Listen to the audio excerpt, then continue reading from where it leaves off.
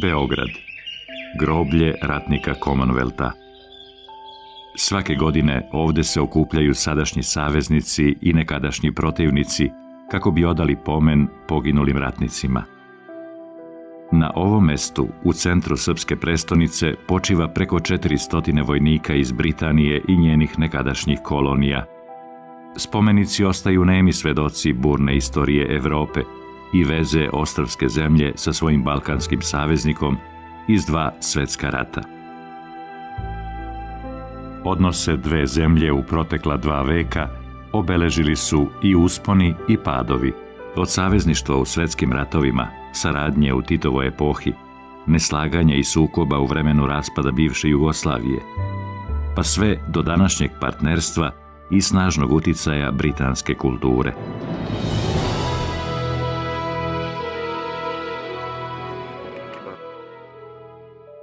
Najpozvanija osoba za sadašnje odnose dve zemlje je njegova ekscelencija Michael Davenport.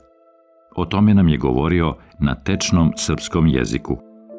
Smatram da su odnosi između Srbije i Velike Britanije dosta pozitivni u ovom trenutku. Kao što znate, Velika Britanija jako podržava napore Srbije da postane članica Evropske unije.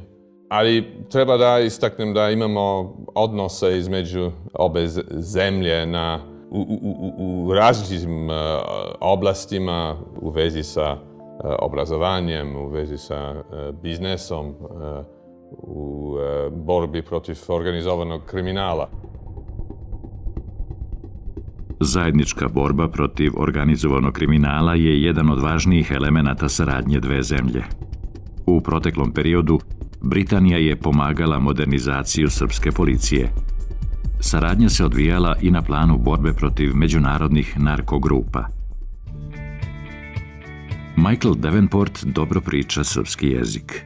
To nije slučajnost jer je još kao student pre 20 godina posetio Beograd i Šumadiju.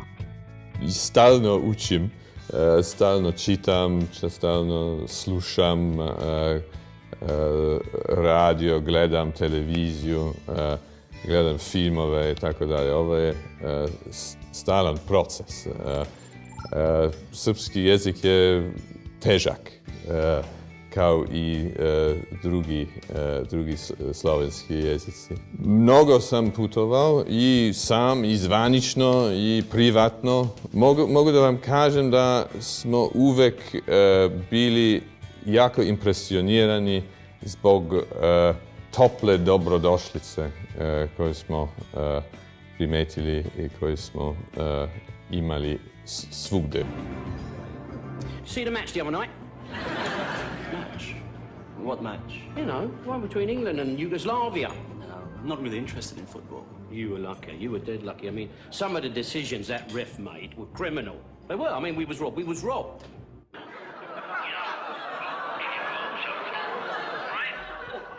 Dodirna tačka duha dva naroda je ostrvski smisao za humor koji je britanske serije učinio vrlo popularnim u Srbiji. Ovo je iznenađenje za svakog Britanca koji prvi put dođe u Srbiju. Da Srbi bolje znaju britanske televizijske serije nego mi. Ambasador Davenport u Srbiji je od januara 2011. Rezidencija u kojoj živi sa porodicom jedna je od znamenitosti beogradske četvrti Dedinje. Mi smo izgradili ovu rezidenciju na terenu koji je bio poklon od strane zemlje, od strane države, kao znak zahvalnosti britanskoj vladi za podršku u borbi protiv Hitlera i nacizma tokom Drugog svjetskog rata, naše zajedničke borbe. Ovaj poklon nije slučajnost. U oba svjetska rata Britanija i Srbija bile su na istoj strani. Centralni hol Britanskog ministarstva spoljnih poslova krasi veliki mural gde je Srbija naslikana odmah pored Britanije, kao zemlja saveznica. This is an interesting story. I mean, in the Foreign and Commonwealth Office in the UK, there's a large painting there, very beautiful painting. And the painting depicts Lady Britannia, Mother Britannia, essentially. And at her knee is a child, and that child is Serbia, or supposed to depict Serbia. And at the foot of the child there's a baby, and that baby is supposed to depict Montenegro. And this is a very, very famous image depicting the relationship between Britain and between Serbia and Montenegro. Now, some in Britain don't recognize there's a real difference between Serbs and Montenegrins anyway. They are essentially both Serbs. This is a question more of politics than of ethnicity.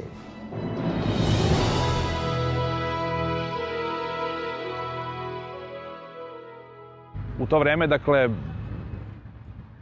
u Beogradu je stolovao turski paša, vezir sa tri repa, sa tri tuga, i knez Miloš je posebno u doba tih prvih decenija poluautonomije i kasnije autonomije osjećao da je ugrožen u Beogradu, tako da je njegov konak bio na sigurnoj udaljenosti od nekoliko kilometara od središta varoši. Topčider je bio mesto ne samo neka vrsta političkog središta, zato što je tu stolovao knez, već je bio i izletište koje je okupljalo ne samo Beograđane, već i malobrojne strance koji su živeli u Beogradu. 1837. u Beograd dolaze prve strane diplomate. Među njima je i George Hodges, koga šalje Velika Britanija na inicijativu tadašnjeg ministra inostranih poslova Lorda Palmerstona. Palmerston je verovao da je potrebno sprečiti Rusko carstvo da se proširi na Balkan, da zauzme Bosfor i Dardanele, Moreuze i da ugrozi Britansku imperiju, i pomoć emancipaciji Srbije je smatrana za važnu kako bi se stvorio nekakav kordon oko Rusije. Hodges je podržao kneza Miloša u njegovom sukobu sa ustavobraniteljskom opozicijom, što je jedan paradoks, obzirom na činjenicu da je predstavnik sile koja je jedna od domovina parlamentarizma. On je podržavao u Srbiji jednog kneza koji se protivio donošenju ustava, koji se protivio demokratizaciji države, dok je Rusija, koja je sama bila autokratska država, podržavala ustavobranitelja preko svog konzula Gerasima Veščenka.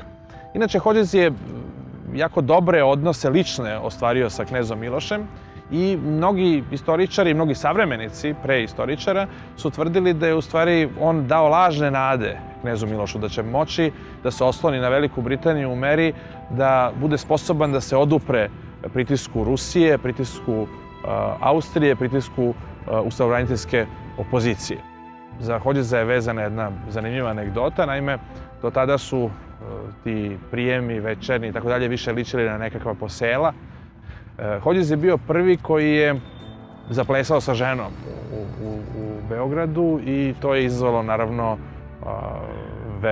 veliko zadovoljstvo i prilično zaprepašćenje kod elite koja je tu tom prilikom bila okupljena. Inače, kada je knez Miloš abdicirao, kada je predao svoju vlast sinu Milanu i kada je uspostavljeno prvo namestništvo, knez Miloš je napustio zemlju, otišao je u inostranstvo, a za njim je, s obzirom da se kompromitovao velikom podrškom kneževom samovlašću, morao da ode i prvi britanski konzul Hodges.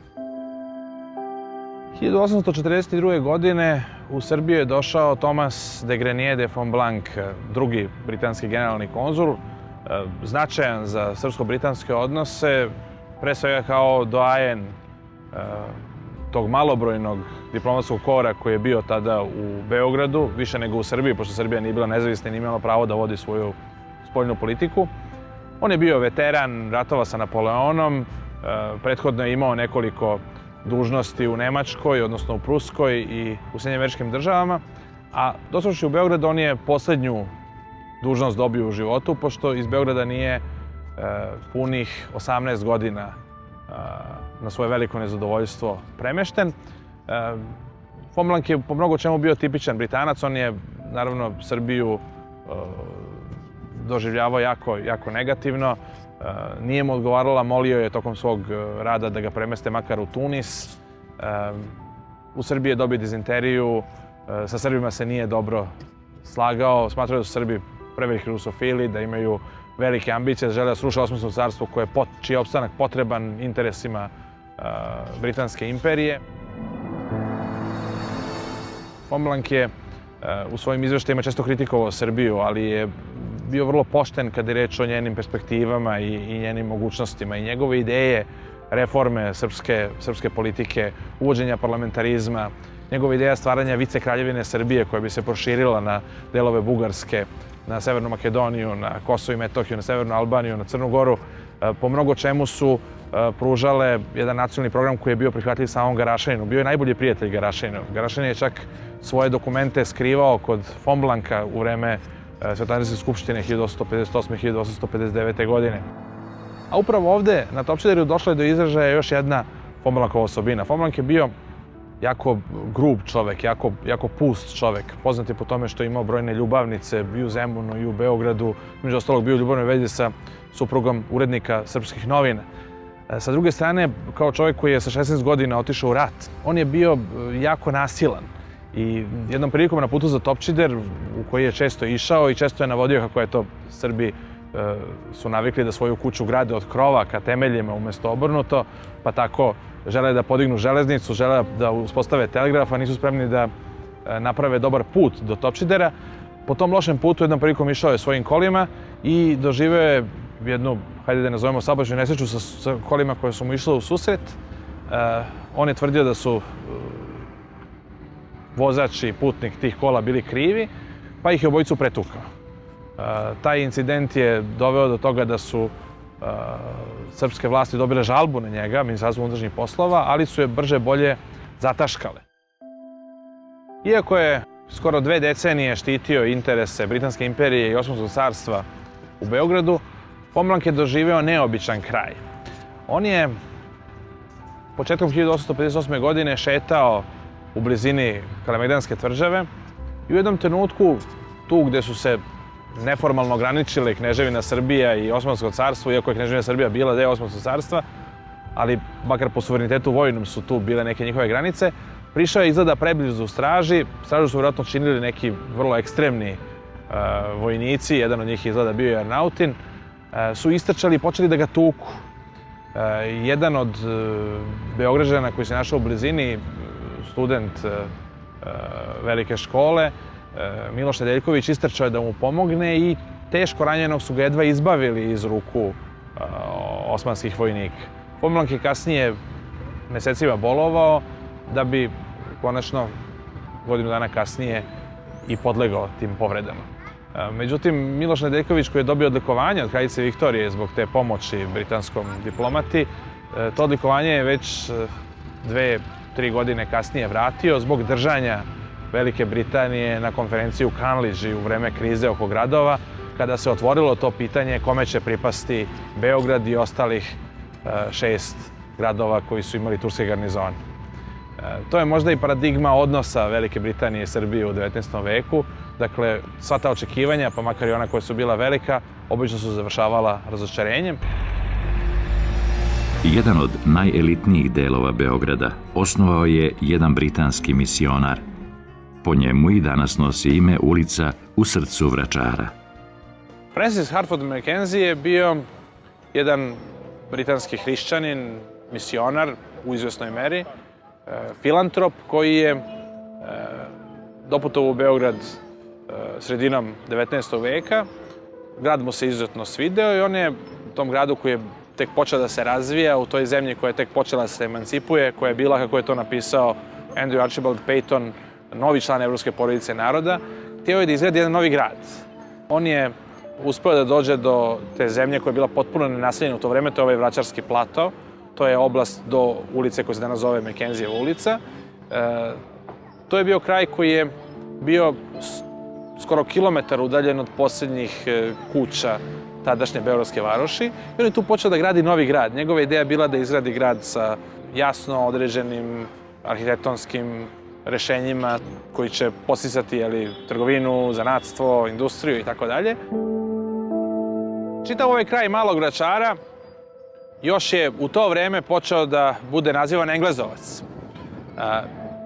Mackenzijeva ideja je bila da ovde na ovom platovu, to je tada bio Mali Vračar, današnja Zvezdara je bila Veliki Vračar, njegova ideja je bila da to vrati u upravi varoši Beogradske, upravi grada, i da tu bude podignut neki spomenik od javnog značaja. On je, po svemu sudeći, mislio na neku triumfalnu kapiju ili tako nešto. To je u to vreme bilo jako moderno u Evropi. Naravno, nastala je ideja da u spomen na događaj iz kraja 16. veka, kada je ovde su spaljene mošti Svetog Save, ovde bude podignuta velika crkva. Naravno, takve velike katedralne crkve su građene u Evropi u 19. veku. Mi smo izgradili krajem 20. početkom 21. veka, znači sa nekim izvesnim zakašnjenjem.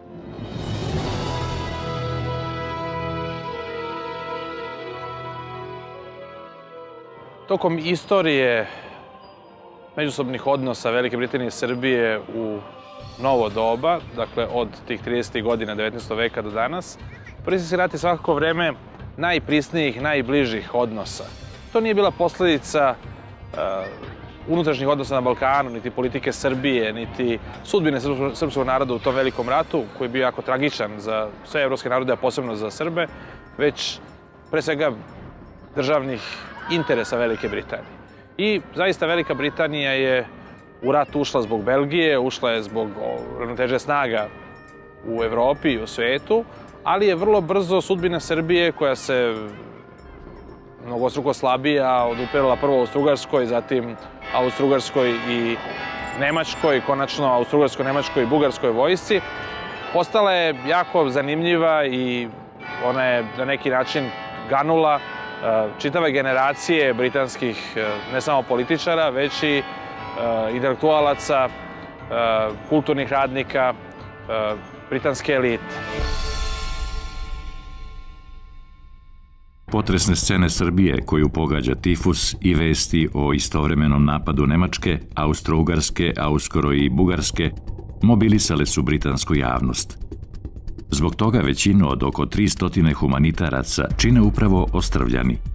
Veliki konvoj dobrovoljki uputio se u Srbiju iz škotske prestonice Edimburga. In December 1914, the first Serbian unit of the Scottish Women's Hospital left from Edinburgh for Serbia. For many, it was the first time they'd been away from home.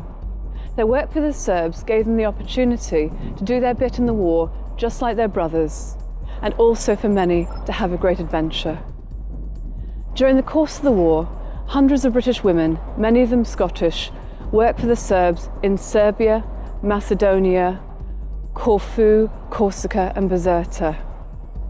Through their work, a great friendship arose between these brave women and a brave people. I sama elita Britanije je bila prisutna ovde. Dakle, Lady Paget je direktna potomkinja plemića iz 16. veka, markiza iz vremena Waterloa, plemića koji su došli zajedno sa Williamom Osvajačem u Englesku. Lady Wimborne je tetka Winstona Churchilla. Feldmaršal French je imao sestru koja je bila u Srbiji. Dakle, čitava jedna elita je bila ovde prisutna. 200 samo lekarki i medicinskih sestara je bilo prisutno u vreme kada je u Engleskoj bilo 1000 školovanih lekarki. Među tim uglednim humanitarcima i humanitarkama bila je prisutna i čuvena Elsie Inglis, a ona je predstavljala vrlo važan podstrek emancipaciji žena tog vremena i na neki način toj borbi, istina prilično skrivenoj, za prava Škotske. In Serbia, these women had their freedom. What's very important to point out is that in Britain they were not treated as equals. They didn't have the right to vote, they didn't have the right to work as they wished, but they came here and the Serbs gave them freedom. Remarkably, they were allowed to do exactly what they wanted. So these British women ran hospitals, worked as army and ambulance drivers, and they did exactly what they wanted. The Serbs gave them their absolute freedom. And that's what these women wanted more than anything. They wanted to do valuable work. And in Serbia, more than any other country, was where their freedom and this work was realized.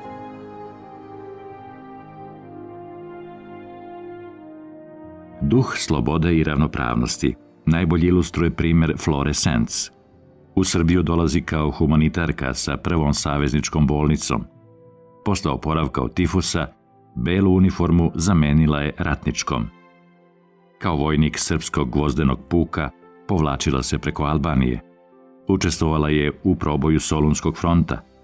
Teško je ranjena u borbama na Kajmakčalanu. Odlikovana je ordenom Karađorđeve zvezde sa mačevima. Bila je prva žena oficir srpske vojske. Doprinos Britanaca je bio veliki u to doba. Recimo u Engleskoj od 1914. godine postojao Srpski potporni fond, Serbian Relief Fund, koji je sakupio ogroman novac. Radilo se o novcu za koji je bilo moguće kupiti 2000 kuća u Londonu u to vreme. Taj novac je bio kao humanitarna pomoć donošen u Srbiju. U Srbiji su pomagali i baron Rothschild i čuveni Lipton, vlasnik one čuvene fabrike i brenda čaja. Istorijski kuriozitet je da je britanska vojska učestvovala u odbrani Beograda rame uz rame sa ratnicima iz Srbije, Francuske i Rusije. Radilo se o mornaričkoj jedinici, ali je njen značaj bio u tome što je ona organizovala artiljerijsku odbranu Beograda i Dunava, da ne bi austrougarski monitori i austrougarska artiljerija da ne bi pomogli i omogućili lako iskrcavanje austrougarske, odnosno nemačke vojske. Oni su došli u vreme kada je još uvek Grčka bila neutralna, tako da su došli u civilu. Kasnije deo njih nosio srpske uniforme. Nosili su sa ovom veliku količinu eksploziva koji su bili, prema svedočenju jednog hirurga koji ih je sreo u Solunu na željezničkoj stanici, nosili su ga u kutijama na kojima je pisalo ljuta tvar paprika. Dakle, ima tu uvek malo i humora tog britanskog.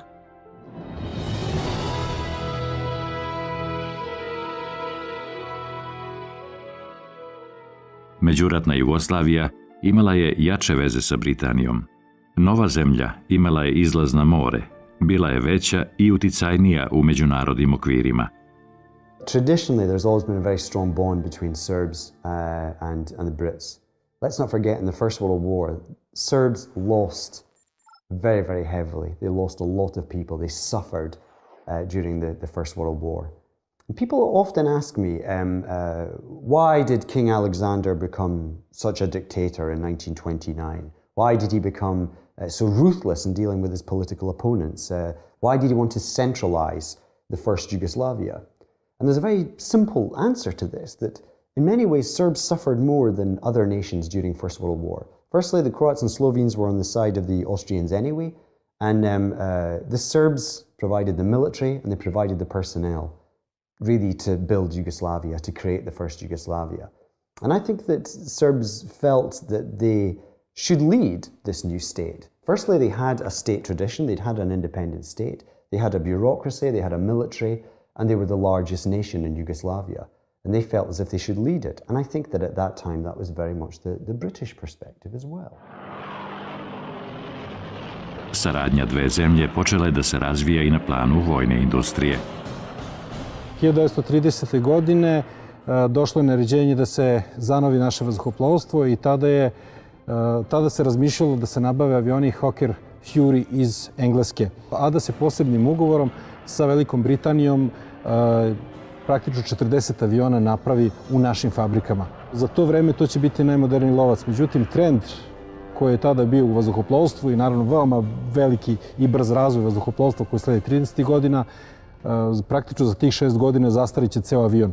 Tako da 1937. godine napravljeno je 40 aviona, ali nažalost u to vreme već su to zastareli avioni, zbog toga dolazi do ponovnog ugovora sa Velikom Britanijom i kupovinom jednog određenog broja Hawker Hurricane za naše ratno vazduhoplovstvo i naravno proizvodnje 24 komada u domaćim fabrikama. Zadnja serija aviona završavana bukvalno u predvečeri rata, u aprilu mesecu, i pojedini avioni će uspeti da se izvuku u samim danima rata iz fabrike Rogožarski i učestvovajući u odbrani zemlje 1941. godine. Daljem produbljivanju odnosa dve zemlje isprečit će se unutrašnje prilike u samoj Britaniji.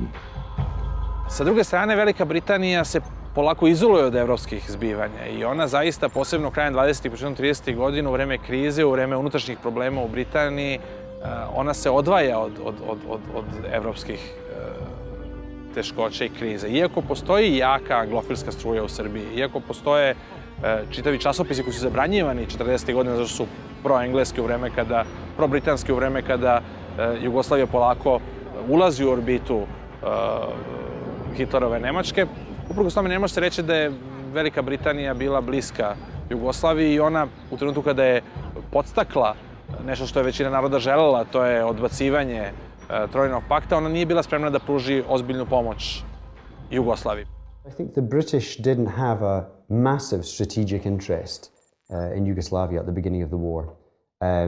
What they did do was support the people's uprising, for example, in Serbia, where, I mean, essentially the Serb people rose up against the signing of the pact. When the prince signed the pact with Germany, the people said, bolje rat nego pakt. You know, better war than a pact with the Germans. And the British very much supported that. In fact, Winston Churchill said the Yugoslavs have found their soul.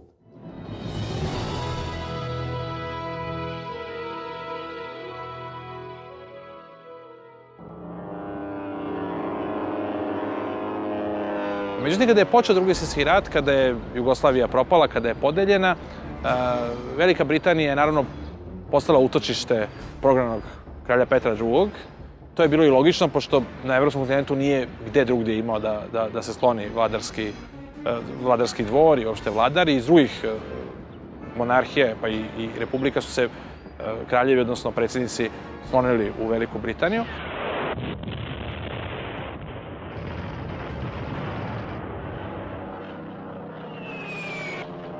Vazduhoplovci koji su leteli tada na našim avionima, posle aprilskog sloma, po svom političkom opredeljenju opredelit će se gde će otići. Jedan deo naših vazduhoplovaca neće priznati kapitulaciju zemlje, priključit će se Royal Air Force-u, znači britanskom ratnom vazduhoplovstvu, a drugi deo će otići preko Karpata za Sovjetski savez.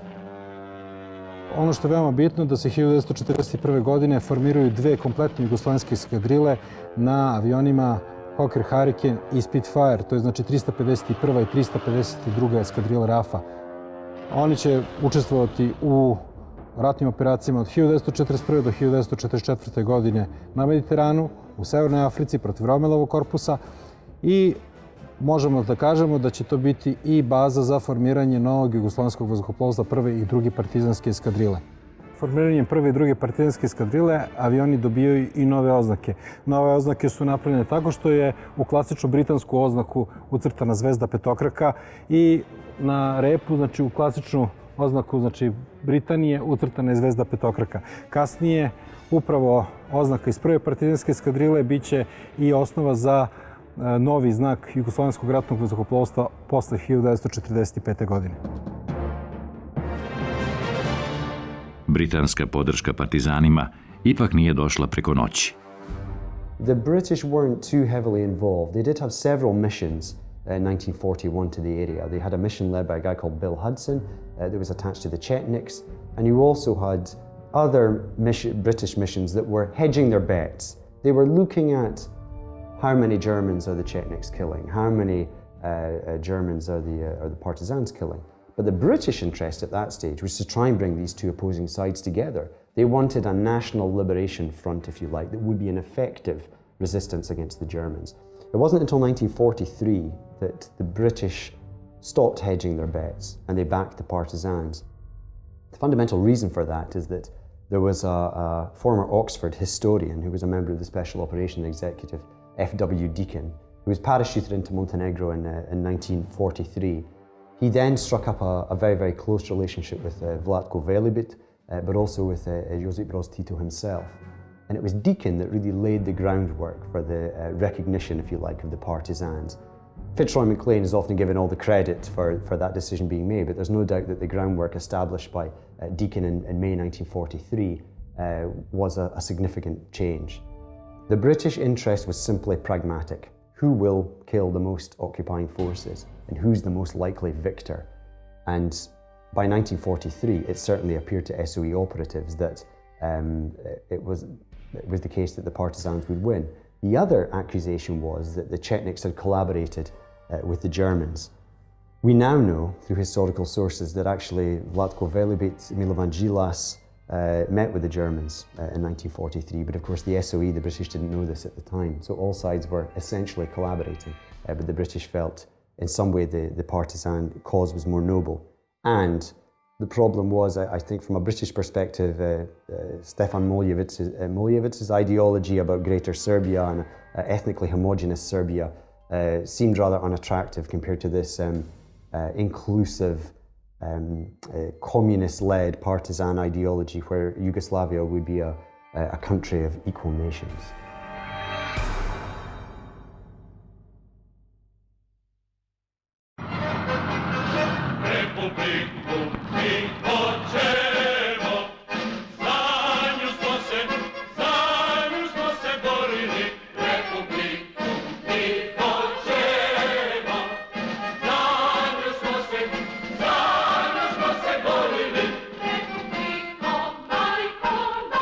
U posleratnoj podeli Evrope, nova Jugoslavija sa petokrakom na zastavi postaće umiljato jagnje između dva bloka.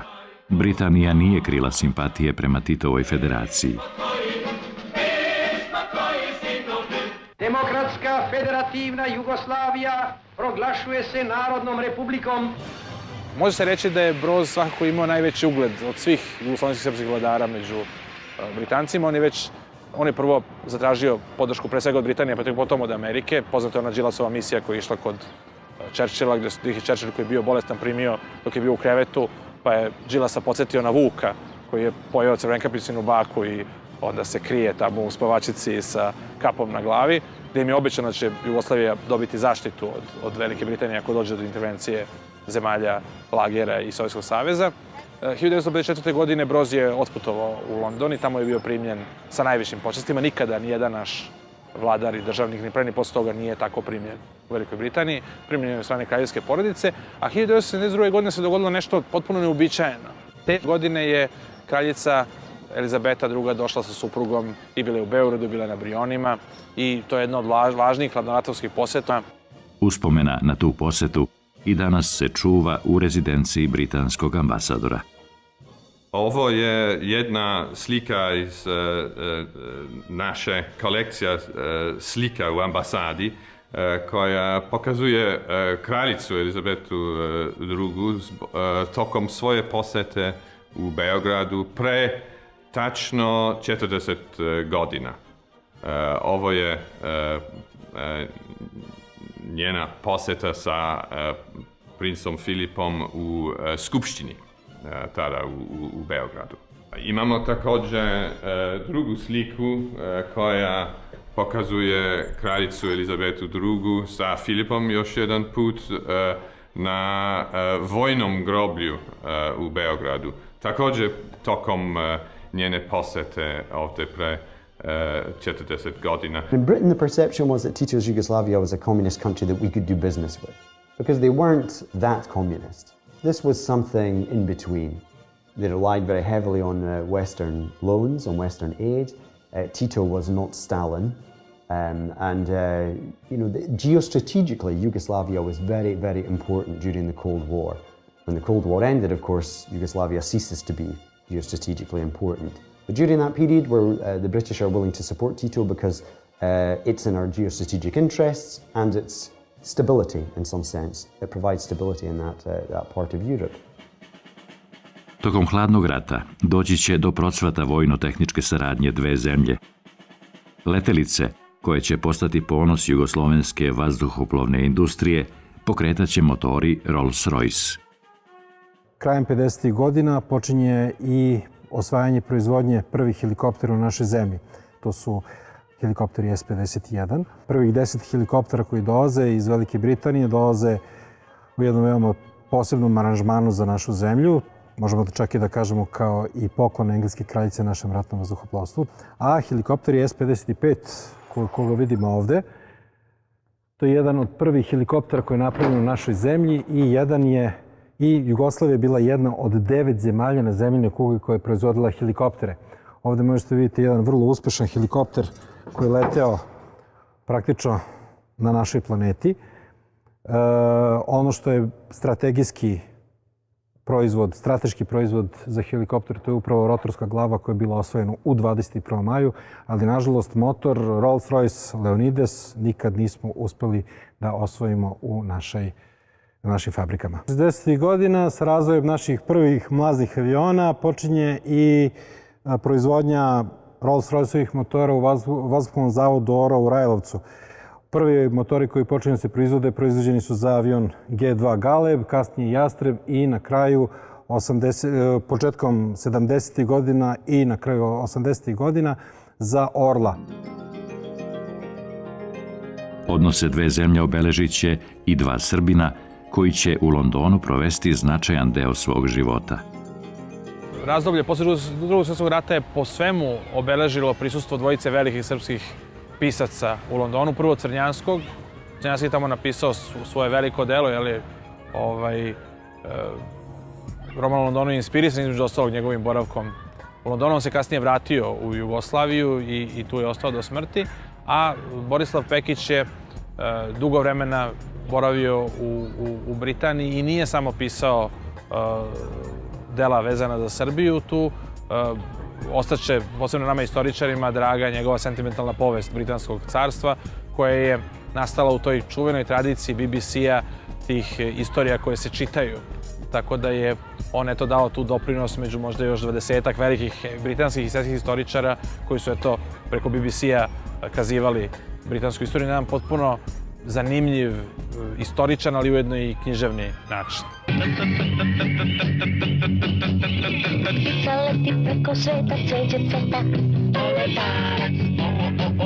Britanac koji je ostavio neizbrisiv trag na odrastanje mnogobrojnih generacija socijalističke Jugoslavije bio je Timothy John Byford. Kao mladi reditelj BBC-a obreo se u Beogradu. I onda sam jednom prilikom došao u Beograd da radim jedne koprodukcije sa beogradskom televizijom. I za razne razloga meni se svidjelo ovde i ja sam rešio da ostanem ovde. Pored drugih stvari, ja sam osjećao da ovde će biti dobro za moju ličnu karijeru i tako je bilo. Zato što ono što sam mogao da radim ovde su mogu da razvijem svoje ideje, dok u BBC-u recimo ja sam morao da radim uglavnom po idejama urednika. Ovde kad sam se vratio u Engleskoj, posle 10 godina su mi pitali kako je raditi u komunističkoj zemlji i sam rekao da najvažnija stvar je umanička sloboda. Oni kažu kako to u komunističkoj zemlji je sloboda? Kažem, ja sam ceo 10 godina sam radio samo svoje emisije, ono što sam ja želio da radim, dok u BBC-u sam morao da radim što mi teraju da radim. Pitam se, koja se Ica jede? Ne bi znala reći koja se Ica jede. Ica koja se jede je pogačica. Pa nemojte kasti. Ja sam u dječjem programu sam radio prve 2 serije Nevin, pa Čiki ova zmaja, pa onda sam radio Baba na unoći, jedna dramska serija, onda Poletarac, što je bio emisija za predškolsko djecu, što je dobila međunarodnu nagradu u Minhenu, 80. godine. I onda sam posle toga, dosta sam radio u školskoj redakciji, ovaj mali program i drugi serije u školskom programu. I onda 81. i 2. godine sam otišao u Sarajevo, gdje sam radio skoro jednu seriju svake godine. Budalo! Tradicionalna podela Beograđana na zvezdaše i partizanovce nije mogla da zaobiđe ni autora kultnih dečjih emisija Poletarac i Neven. 70. godine ja sam navio za Partizan zbog Duško Radović. Ja sam išao na prvu utakmicu, išao sam sa Duško Radović je bio ja, Ljubomir Šumović, Dragan Babić i Duško Radović i ja. I meni se tako svidjela Duško Radović kao čovjek i pošto on je naravno partizanovac i ja sam rešio da navijam za Partizan. Jednu od oaza beogradske prirode, Banjičku šumu, popularno zovu i Byfordova šuma. Jako me milo što ljudi mi sećaju ovde zbog Nevena, ali meni je milo da ljudi će mi ovde se setiti zbog ove šume, što neki ljudi već poluzvanično zove ove šuma Byfordova šuma, umjesto Banjička šuma. Ja sam krajem 80. godina, dosta sam se bavio ornitologijom amaterskim i svaki dan živio sam na Voždovcu I svaki dan bi došao ovdje 2 sata ujutro, rano ujutro i gledao sam ptice, pravio sam spisak i posmatrao sam sve ptice. I napravio sam spisak od oko 76 vrsta ptice koje sam vidio ovdje. I na osnovu Zavod za zaštitu prirode su uspjeli kod grada da dobije jedna specijalna zaštita. Jednom malo dalje odavde gdje ima baraka, odnosno vojska. I ja sam gledao ptice i slučajno sam gledao preko žica u kasa. Nisam gledao u zgradu, to je samo šuma, ali je bila vojni deo šume. I neko je prošao pored mene i mi gledao i očigledno on je sumnio da sam nešto, čovjek sa bradom ko gledao kroz dvogled. I posle 10 minuta pojavi se 2 mladića sa puškom išli prema meni i kaže mi smo rekli mi moramo da vas odvedemo do državnog majora. I tako su me doveli kod njega, ali on meni prepozna i se izvinavao. Malo smo pričali o pticama u Banijskoj šumi i on je rekao samo nastavite se gledati ptice, samo nemojte uperiti dvogled u kasan. I onda sve će biti u redu i tako je bilo. Ja sam prestao u stvari da gledam 1991. godine kad počeo rat, zato što ja sam se plašio da stvarno neko će sumnjati da sam špion i će pucati prvo pa onda postavi pitanje. Onda nisam više nosio dvogled kad sam šetao u šumu.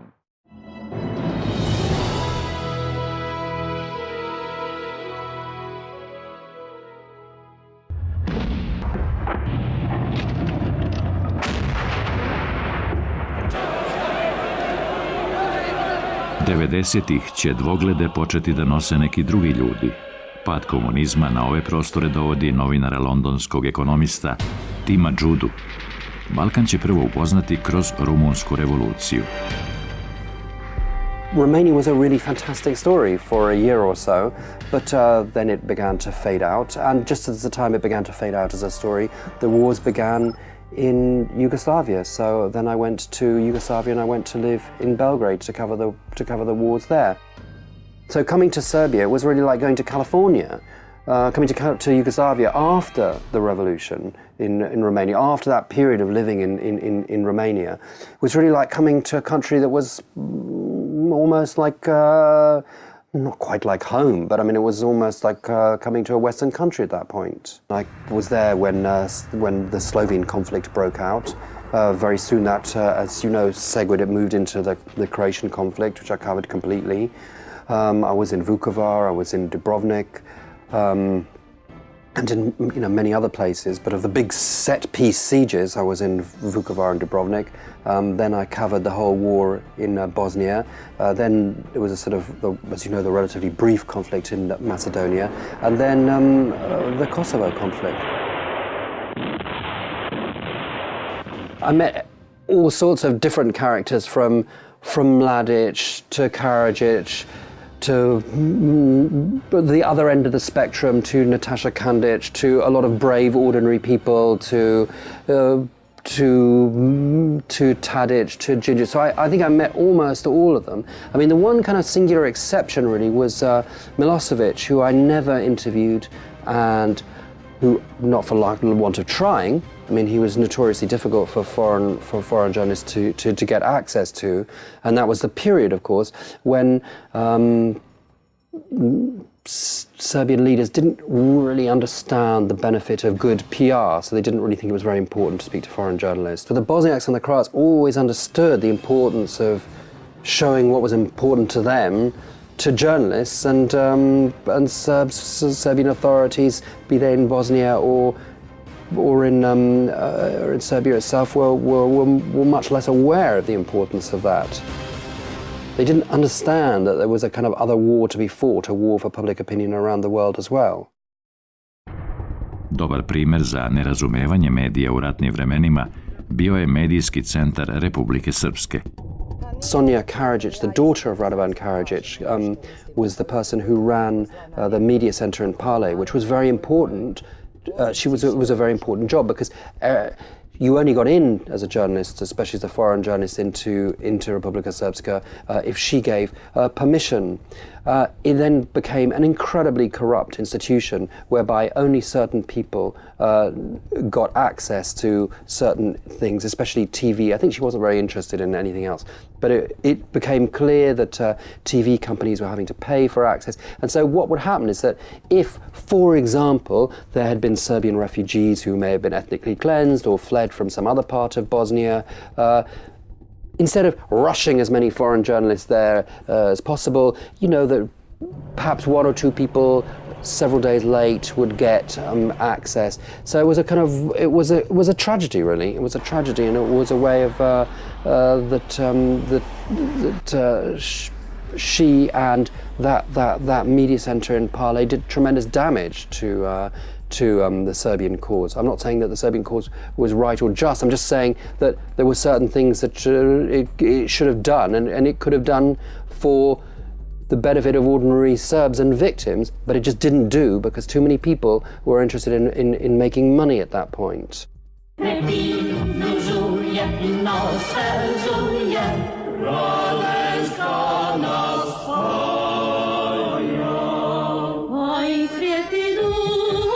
Britanski novinar smatra da su sve republike bivše Jugoslavije prirodno upućene jedna na drugu i za to ima poseban naziv – Jugosfera.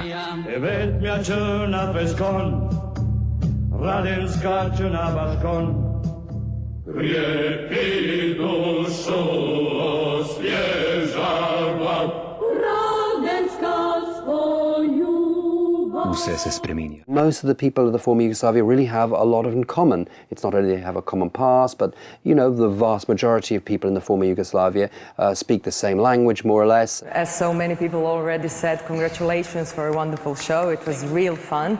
Literally everyone was great.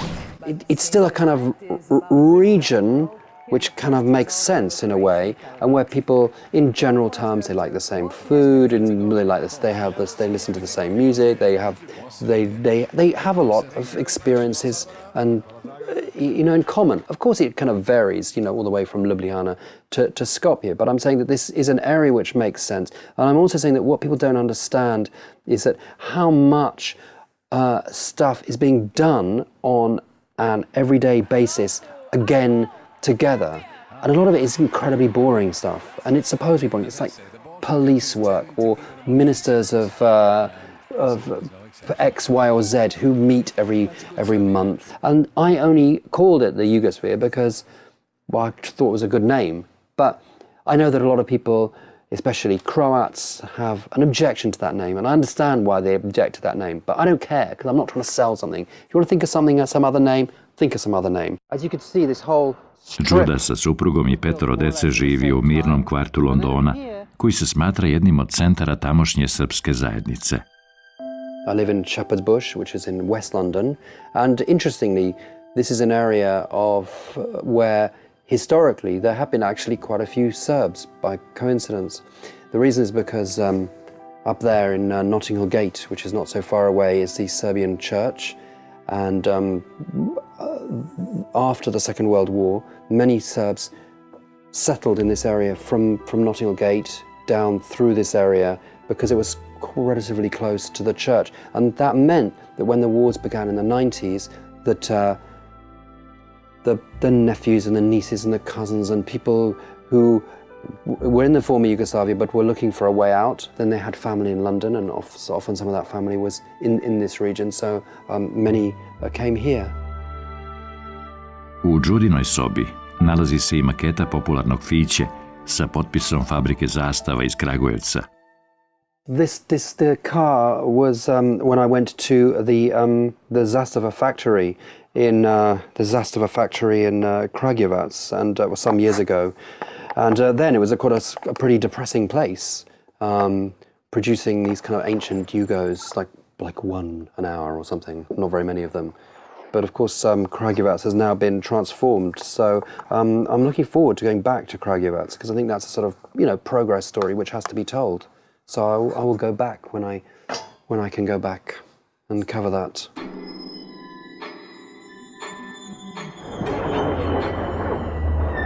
Vihor balkanskih ratova na ove prostore dovešće još jednog Britanca. General Michael Jackson, nekadašnji padobranac i učesnik sukoba u Severnoj Irskoj.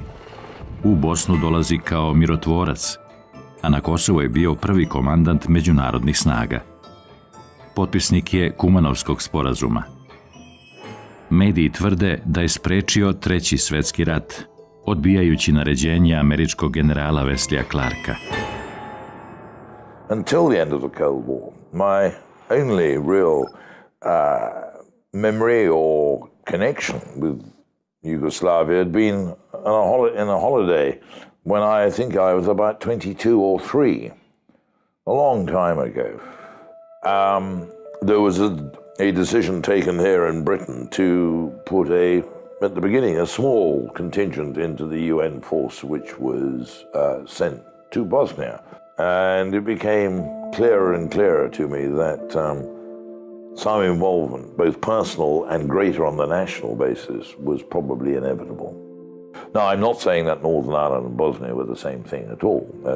Please don't think that. But there are some parallels here in the way an international force should act, as I say, absolutely crucially important to be even-handed.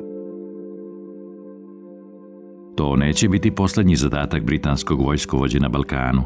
Samo par godina kasnije izbija sukob u južnoj srpskoj pokrajini. Jackson će voditi pregovore o uspostavljanju mira i komandovati međunarodnim mirovnim snagama.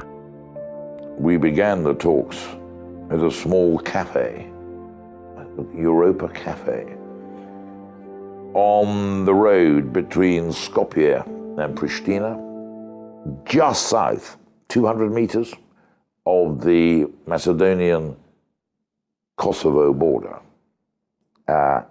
And there was a lot of toage and froge about who would come when and all the rest of it. You can imagine. But eventually, a bit later than planned, we started the talks. It was quite painstaking, you will imagine.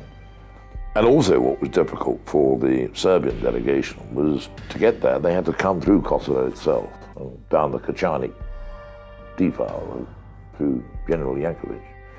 And in a difficult security situation, they were somewhat uncomfortable about that. So one of the things we did agree was then to move the talks to Kumanova. Potpisivanje Kumanovskog sporazuma otvorilo je put za dolazak međunarodnih snaga na Kosovo. I Moskva će pre svih ostalih poslati svoj mirovni kontingent iz Bosne pravo na prištinski aerodrom. Za tadašnjeg komandanta NATO-a Wesleya Clarka bila je to rukavica bačena u lice. General Jackson odbija naređenje da se sukobi sa Rusima.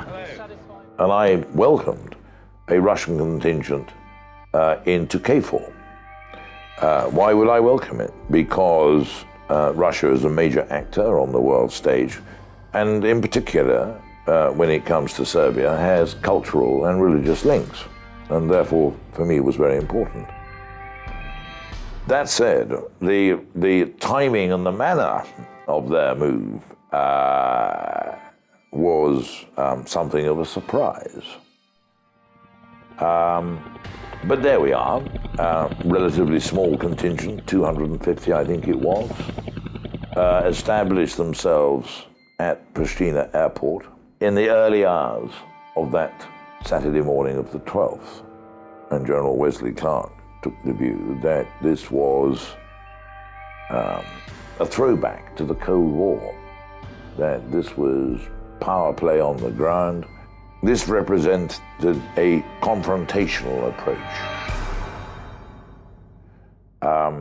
And I took the very clear view, and I say my own headquarters staff as well, that a confrontation with the Russians was unwarranted, unnecessary, and arguably potentially quite dangerous. Well, the last thing anybody would want would be some sort of firefight at Pristina Airport, resulted in casualties on both sides. You take the lid off Pandora's box, and so my view was that there were other ways of doing this, that we could assimilate the Russian contingent on the ground, take a bit of negotiation, and that there was no requirement, and indeed every reason to avoid a form of confrontation with that Russian party. And there was no confrontation. And I'm very glad that's the way it was. Nakon odlaska sa Balkana, ovaj vojskovođa postaće prvi čovek oružanih snaga Ujedinjenog kraljevstva. Danas, kao penzioner, radi konsultantske poslove i veruje da za Balkan dolaze bolji dani. Well, I wish the whole of the Balkans well, of course. And perhaps here the influence of a wish to become part of the European Union, a wish to become a member state of NATO, is really the great hope, in my view, for the future. Because that gives political stability and it gives security stability. Takav pogled na Balkan nema samo general Jackson. Podržavamo normalizaciju odnose Srbije sa svim susedima i sa svim zemljama Evropske unije i NATO-a. Ovo je važno za stabilnost i za prosperitet ovog regiona, a također za stabilnost celog kontinenta. Želim da vidim više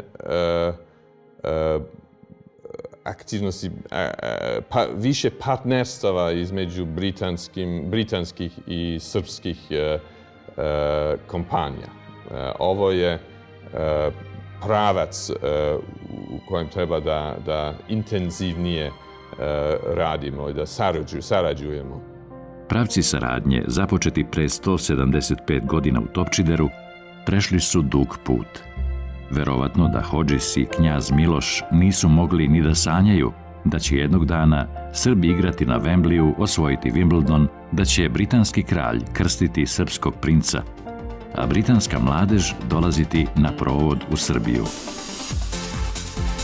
Iduća poglavlja ispisivaće generacije koje tek dolaze.